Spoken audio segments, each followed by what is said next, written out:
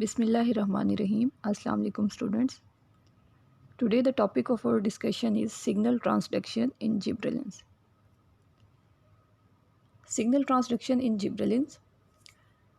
Early 1990s में कुछ ऐसे एविडेंसेस मिले जिससे ये पता चला कि ओट्स के जो सीड्स होते हैं उनकी प्लाज्मा मेम्ब्रेन पे जिब्रेलिक एसिड के कुछ रिसेप्टर्स पाए जाते हैं। अब जो रोल है सिग्नल ट्रांसडक्शन में जिब्रेलिन्स के हवाले से, उसमें एक है GID1। GID1 क्या है? It is glucose induced degradation complex. अब ये जो GID1 या ग्लूकोज इंड्यूस्ड डिग्रेडेशन कॉम्प्लेक्स 1 है, इसको सबसे पहले राइस में आइडेंटिफाई किया गया, चावल में। अरेबिडोप्सिस में इस GID1 के 3 ऑर्थोलॉग्स पाए जाते हैं जो कि कहलाते हैं ATGID1A, GID1B and GID1C। GID1 के साथ AT लिखा हुआ है क्योंकि हम बात कर रहे हैं अरेबिडोप्सिस की, तो अरेबिडोप्सिस की स्पीशीज़ है अरेबिडोप्सिस थैलियाना। तो कैपिटल A अरेबिडोप्सिस के लिए है, स्मॉल t थैलियाना उसकी स्पीशीज़ के लिए, और GID glucose induced degradation complex के लिए है। और इसके 3 ऑर्थोलॉग्स जो हैं वो A, B और C हैं। अब ऑर्थोलॉग्स क्या होते हैं? Orthologs are genes in different species evolve from common ancestral gene, कि डिफरेंट स्पीशीज़ में जीन्स मौजूद हों और वो जीन्स जो हैं वो किसी एक कॉमन एंसेस्टर जीन से जो हैं वो इवॉल्व हुए हों।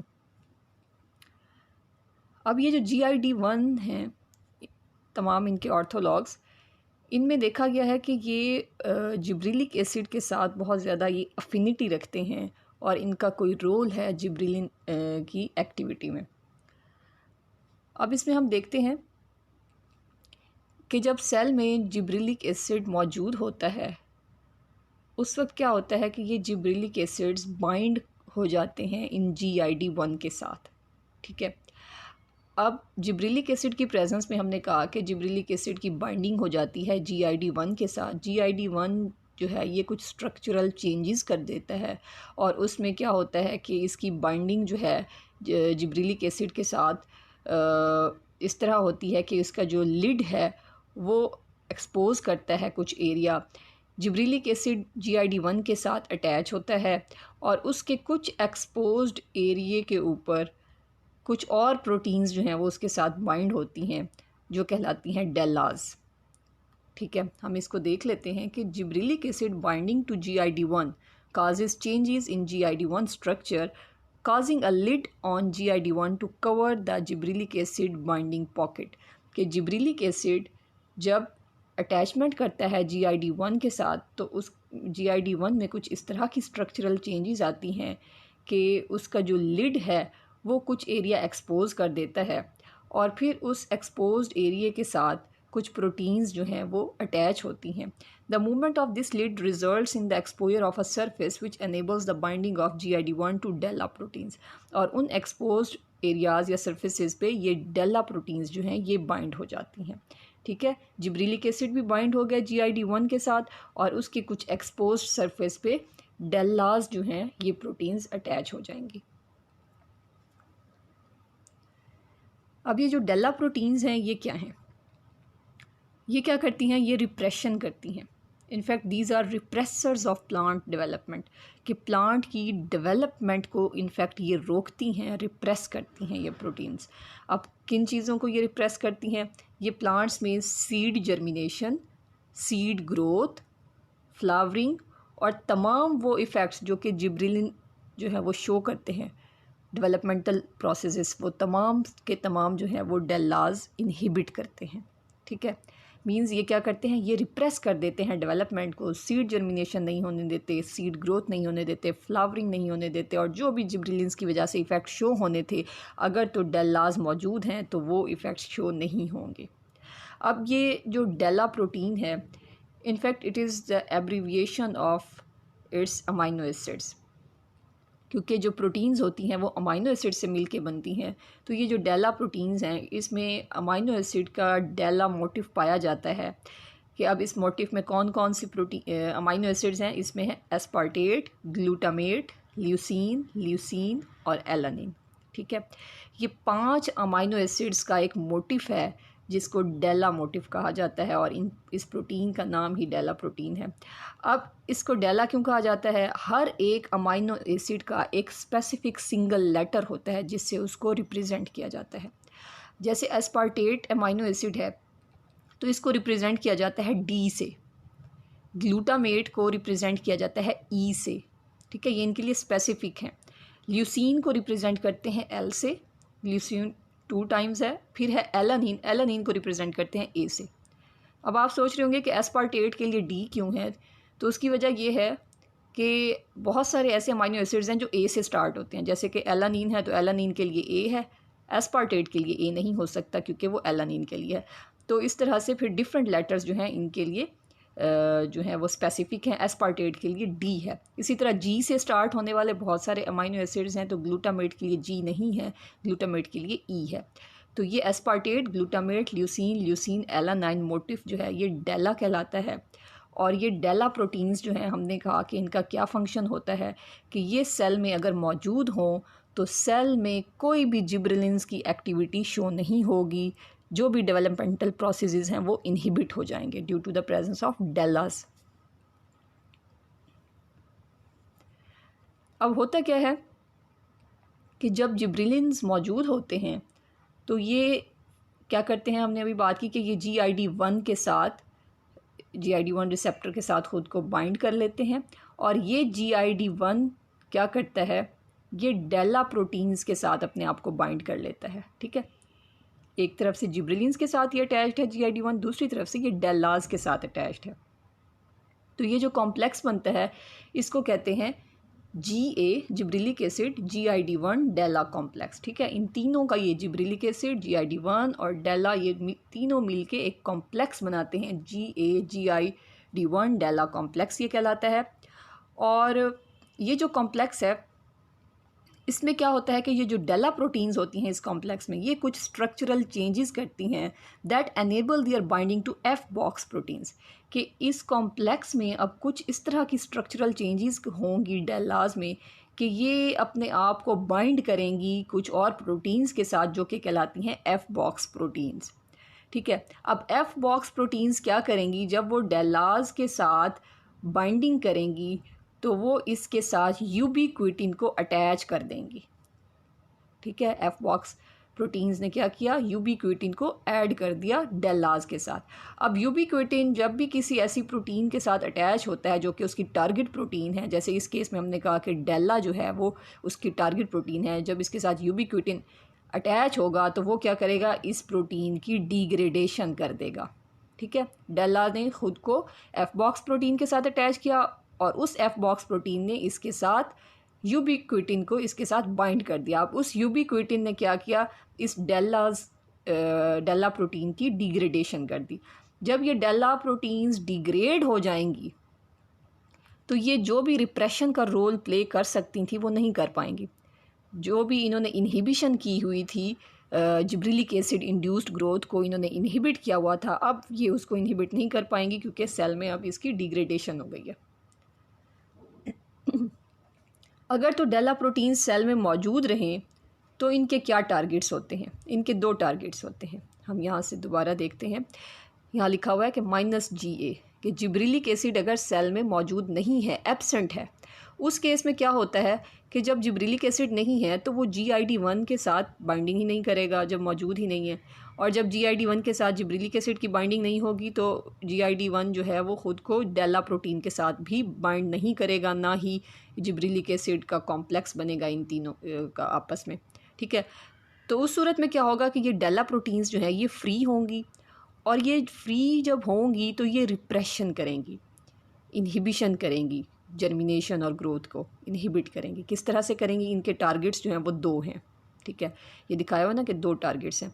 एक इनका टारगेट है ट्रांसक्रिप्शन फैक्टर्स, कुछ स्पेसिफिक ट्रांसक्रिप्शन फैक्टर्स हैं, अभी हम जिक्र करेंगे उनका। इन ट्रांसक्रिप्शन फैक्टर्स को एक तो ये इस तरह से कंट्रोल करती हैं, और दूसरा क्या करते हैं, ये PFDS लिखा हुआ है, प्री फोल्डिंग्स। दूसरा टारगेट है इनका प्री फोल्डिंग्स। 2 इनके टारगेट्स हैं इन दो टारगेट्स के साथ ये अपने आप को बाइंड करके रिप्रेशन करती हैं, इनहिबिशन करती हैं ग्रोथ की।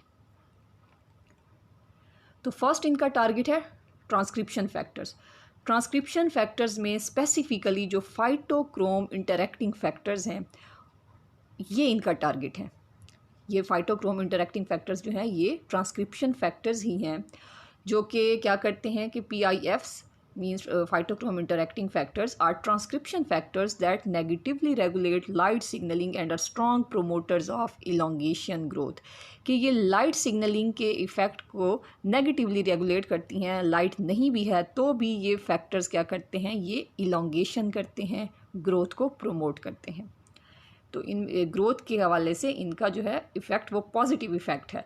लेकिन जब डेल्ला प्रोटीन्स मौजूद होंगी तो वो क्या करेंगी, इन ट्रांसक्रिप्शन फैक्टर्स को अपने कंट्रोल में ले लेंगी और क्या करेंगी, in the presence of gibberellic acid DELLAs are degraded and this then allows PIFs to promote elongation. अगर तो जिब्रेलिक एसिड मौजूद नहीं है उस सूरत में डेल्ला प्रोटीन्स फ्री होती हैं और वो इन ट्रांसक्रिप्शन फैक्टर्स को उनके इफ़ेक्ट से रोकती हैं, मींस इलोंगेशन ग्रोथ नहीं होने देती। लेकिन जब डेल्ला प्रोटीन्स डिग्रेड हो जाती हैं due to the presence of gibberellic acid, तो उस सूरत में ये जो ट्रांसक्रिप्शन फैक्टर्स हैं ये अपनी एक्टिविटी शो करेंगे और इलोंगेशन को ये प्रोमोट करेंगे।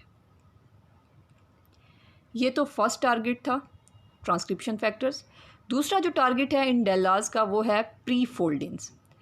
प्री फोल्डिंग्स का जो रोल है माइक्रोट्यूब्यूल असेंबली में है। अब ये क्या करते हैं, ये प्री फोल्डिंग्स असिस्ट करते हैं प्रोटीन्स की फोल्डिंग को, जैसे इनका नाम है प्री फोल्डिंग्स, कि ये प्रोटीन्स की जब असेंबली होती है तो उसके बाद उसको फोल्डिंग उसकी जो है वो करते हैं। अब prefoldins function in the cytosol but when DELLAs bind to prefoldins it restricts them to the nucleus. अब प्री फोल्डिंग्स का जो फंक्शन है वो इन्होंने साइटोसोल में जाके परफॉर्म करना होता है, कि साइटोसोल में क्योंकि जो प्रोटीन्स की सिंथेसिस होती है वो साइटोसोल में होती है, न्यूक्लियस में नहीं होती। जो ट्रांसलेशन का प्रोसेस होता है वो साइटोसोल में होता है, तो वहाँ पर प्रोटीन्स मौजूद होती हैं। अब प्री फोल्डिंग्स ने साइटोसोल में जाके उन प्रोटीन्स को क्या करना होता है, उनकी फोल्डिंग करनी होती है।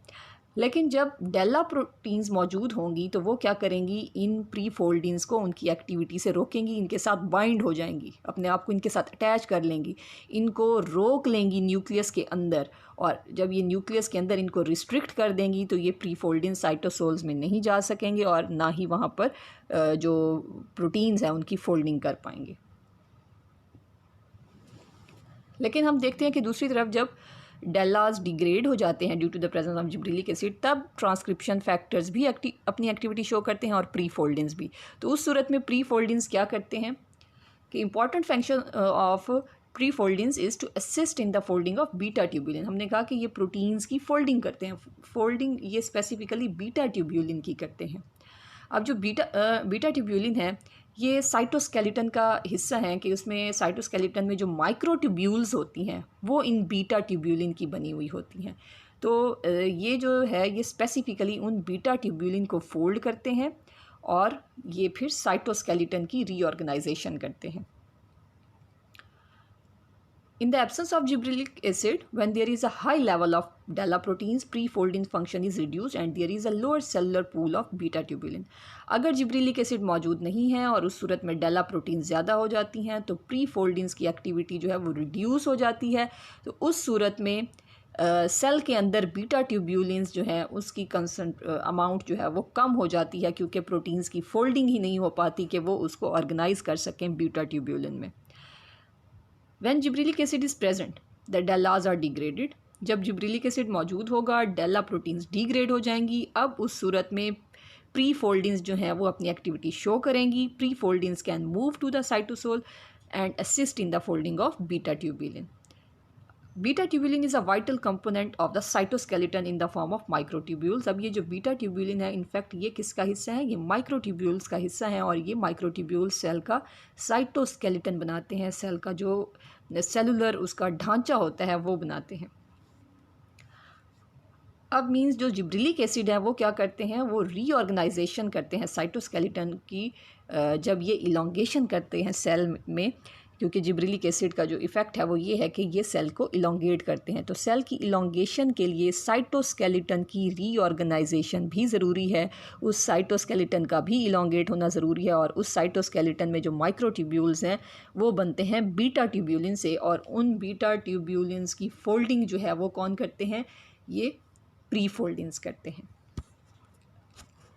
तो इस हवाले से मैं आपको ये बताऊंगी कि आप इस डायग्राम को अच्छी तरह से देख लें, इसको समझ लें, उसके बाद आप इसको ख़ुद एक्सप्लेन कर सकते हैं कि जिब्रिलिक एसिड की एब्सेंस में इन तीनों का कॉम्प्लेक्स नहीं बनता। जिब्रिलिक एसिड GID1 डेल्ला का कॉम्प्लेक्स नहीं बनता, ये अटैच नहीं होते एक दूसरे से, जिसकी वजह से डेल्लास जो हैं ये फ्री होते हैं और ये अपने दोनों टारगेट्स के साथ अपने आप को अटैच करता है, ट्रांसक्रिप्शन फैक्टर्स के साथ भी, प्री फोल्डिंग्स के साथ भी, और इन दोनों की एक्टिविटी को रोक देता है, जिसकी वजह से इलोंगेशन नहीं हो पाती in the absence of gibberellic acid.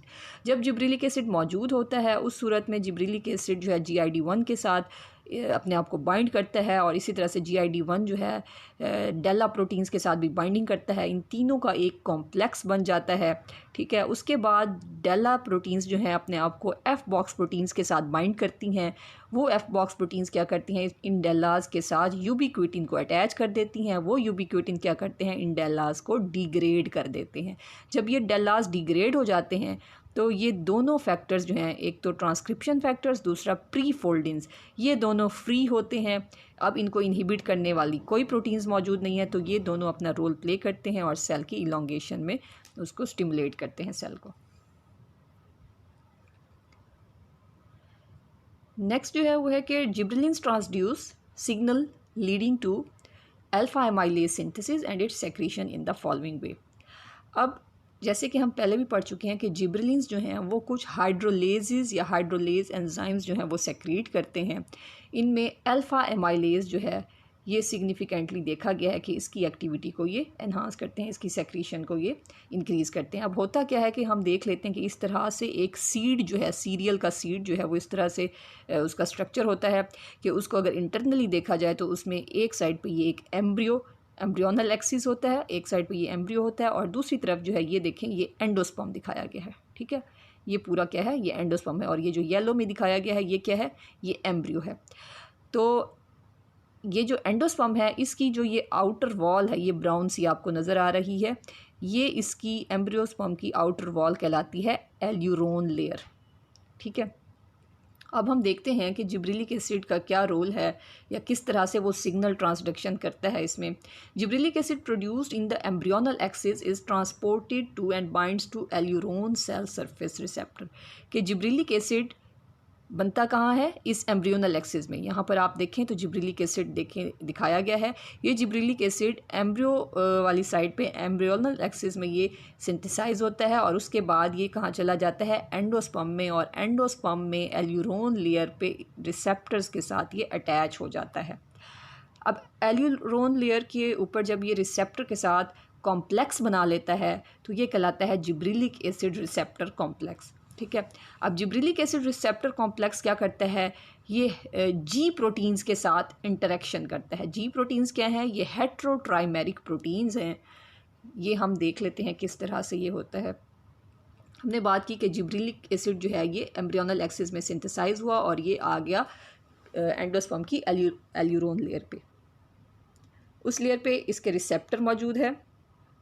Gibberellic acid इस रिसेप्टर के साथ कॉम्प्लेक्स बनाएगा और फिर ये क्या करेगा, इंटरेक्शन करेगा किसके साथ, हेट्रोट्राइमेरिक जी प्रोटीन के साथ। ये दिखाई गई है हेट्रोट्राइमेरिक जी प्रोटीन। अब इसको हेट्रोट्राइमेरिक क्यों कहते हैं, hetero means different, trimeric 3 sides, इसकी तीनों साइड्स डिफरेंट होती हैं, एक को अल्फ़ा, एक को बीटा, फिर इसको गैमा का नाम दिया गया। तो ये क्या है, इसमें 3 डिफरेंट जो है लोब्स हैं इस प्रोटीन के, अल्फ़ा, बीटा एंड गैमा। तो ये प्रोटीन कहलाती है हेट्रोट्राइमेरिक जी प्रोटीन। तो ये जो जिब्रेलिक एसिड रिसेप्टर कॉम्प्लेक्स है ये इंटरेक्शन करता है इस जी प्रोटीन के साथ, और जी इसके बाद ये जो हेट्रोट्राइमेरिक जी प्रोटीन है ये आगे ट्रांसड्यूस करती है सिग्नल को, और सिग्नल जो है 2 तरीक़ों से ट्रांसड्यूस होता है, एक कैल्शियम डिपेंडेंट पाथवे से, दूसरा कैल्शियम इंडिपेंडेंट पाथवे से।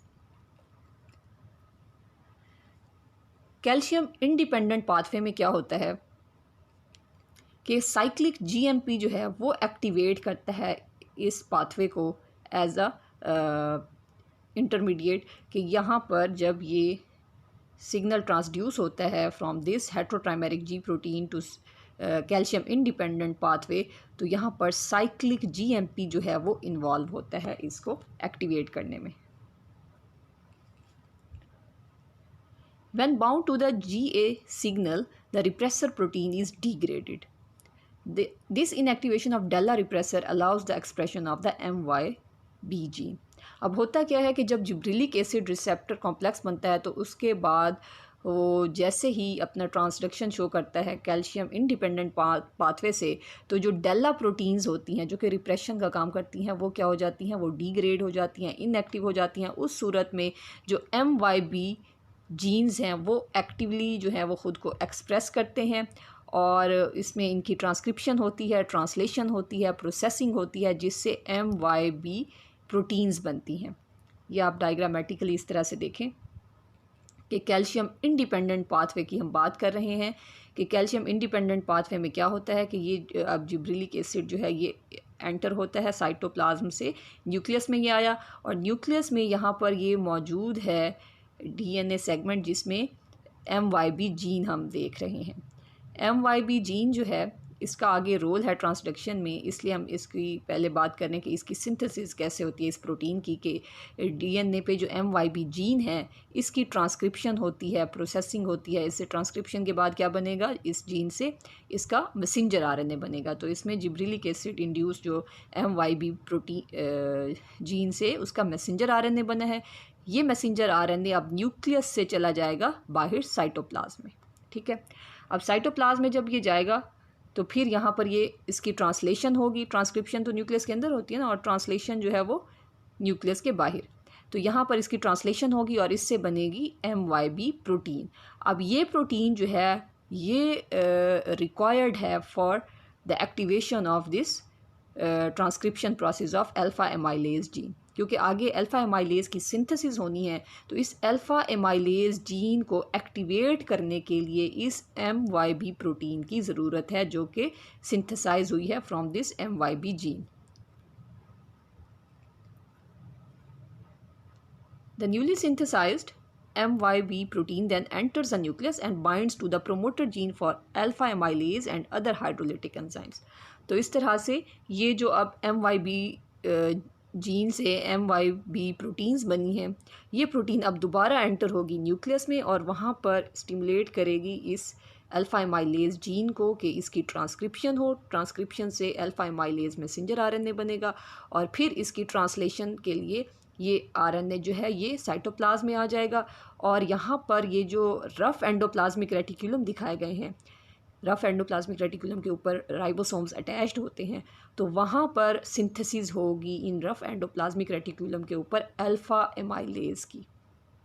ठीक है, अल्फ़ा एमाइलेज जो प्रोटीन है उसकी सिंथेसिस यहाँ रफ़ एंडोप्लाज्मिक रेटिकुलम पे होगी।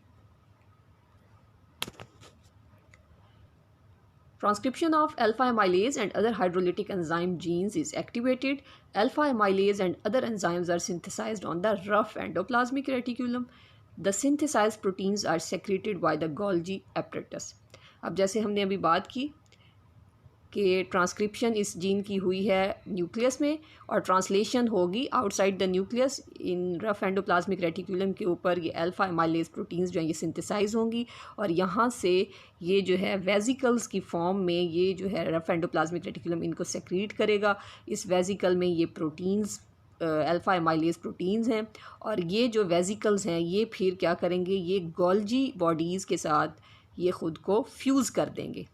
ठीक है, ये जब गोल्जी बॉडीज़ के साथ इनकी फियन हो जाएगी तो फिर अब गोल्जी बॉडीज़ ने इन अल्फ़ा एमाइलेज प्रोटीन्स को सेक्रीट करना है।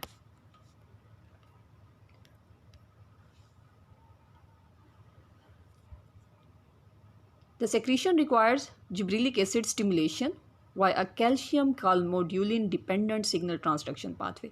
अब हमने बात की कि गोल्जी एपरेटस ने क्या करना है, उसने सेक्रीट करना है एमाइलेज को, अल्फ़ा एमाइलेज प्रोटीन को, और इसकी सेक्रीशन जो है वो डिपेंड करती है on calcium calmodulin dependent signal transduction pathway. जो हम पहले बात करके आए थे कि दो सिग्नल ट्रांसडक्शन पाथवेज होते हैं। इसमें कैल्शियम इंडिपेंडेंट पाथवे ये हमने सारा देखा, और जो कैल्शियम डिपेंडेंट सिग्नल है उसमें कार्बोमोड्यूलिन प्रोटीन्स के साथ मिल के ये क्या करते हैं, ये सेक्रीशन को प्रमोट करते हैं कि एंड पे यहाँ पर जो ये हमने बात की कि गोल्जी एपरेटस में अब ये मौजूद हैं अल्फ़ा एमाइलेज, उनकी सेक्रीशन को कौन प्रमोट करेगा, ये कैल्शियम डिपेंडेंट प्रोटीन्स करेंगी। ये कार्बोमोड्यूलिन प्रोटीन्स जो होती हैं ये कैल्शियम बाइंडिंग प्रोटीन्स होती हैं। तो कैल्शियम डिपेंडेंट सिग्नल ट्रांसडक्शन ने इसको क्या करना है, इसको स्टिमुलेट करना है गोल्जी एपरेटस को कि ये अल्फ़ा एमाइलेज प्रोटीन्स को सेक्रीट करे। तो ये हमारा टॉपिक था आज सिग्नल ट्रांसडक्शन ऑफ जिब्रेलिन्स के हवाले से। Thank you. अल्लाह हाफिज़।